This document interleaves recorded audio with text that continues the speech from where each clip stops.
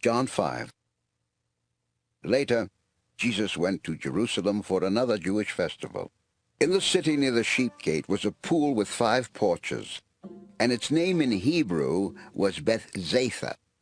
Many sick, blind, lame, and crippled people were lying close to the pool.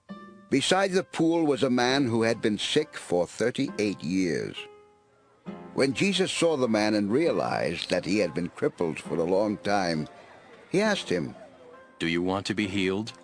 The man answered, "Lord, I don't have anyone to put me in the pool when the water is stirred up. I tried to get in, but someone else always gets there first." Jesus told him, "Pick up your mat and walk." Right then the man was healed. He picked up his mat and started walking around. The day on which this happened was a Sabbath.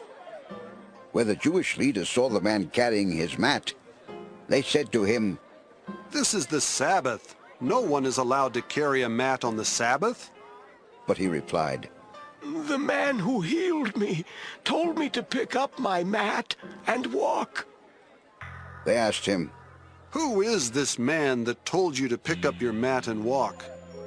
But he did not know who Jesus was, and Jesus had left because of the crowd. Later, Jesus met the man in the temple and told him, "You are now well, but don't sin anymore, or something worse might happen to you." The man left and told the leaders that Jesus was the one who had healed him.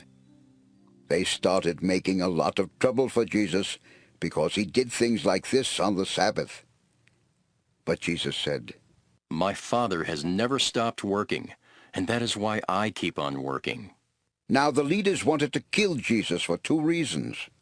First, he had broken the law of the Sabbath. But even worse, he had said that God was his Father, which made him equal with God.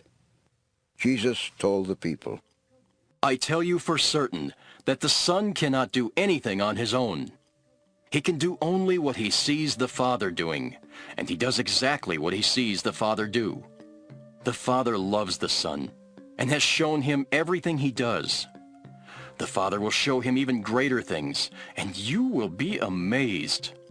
Just as the Father raises the dead and gives life, so the Son gives life to anyone he wants to. The Father doesn't judge anyone, but he has made his Son the judge of everyone. The Father wants all people to honor the Son as much as they honor him. When anyone refuses to honor the Son, that is the same as refusing to honor the Father who sent him. I tell you for certain that everyone who hears my message and has faith in the one who sent me has eternal life and will never be condemned. They have already gone from death to life. I tell you for certain that the time will come, and it is already here, when all of the dead will hear the voice of the Son of God, and those who listen to it will live. The Father has the power to give life, and he has given that same power to the Son. And he has given his Son the right to judge everyone because he is the Son of Man. Don't be surprised. The time will come when all of the dead will hear the voice of the Son of Man, and they will come out of their graves. Everyone who has done good things will rise to life, but everyone who has done evil things will rise and be condemned.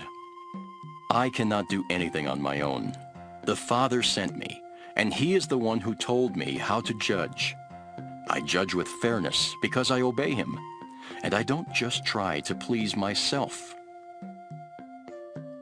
If I speak for myself, there is no way to prove I am telling the truth. But there is someone else who speaks for me, and I know what he says is true. You sent messengers to John, and he told them the truth. I don't depend on what people say about me, but I tell you these things so that you may be saved. John was a lamp that gave a lot of light, and you were glad to enjoy his light for a while. But something more important than John speaks for me. I mean the things that the Father has given me to do. All of these speak for me and say that the Father sent me.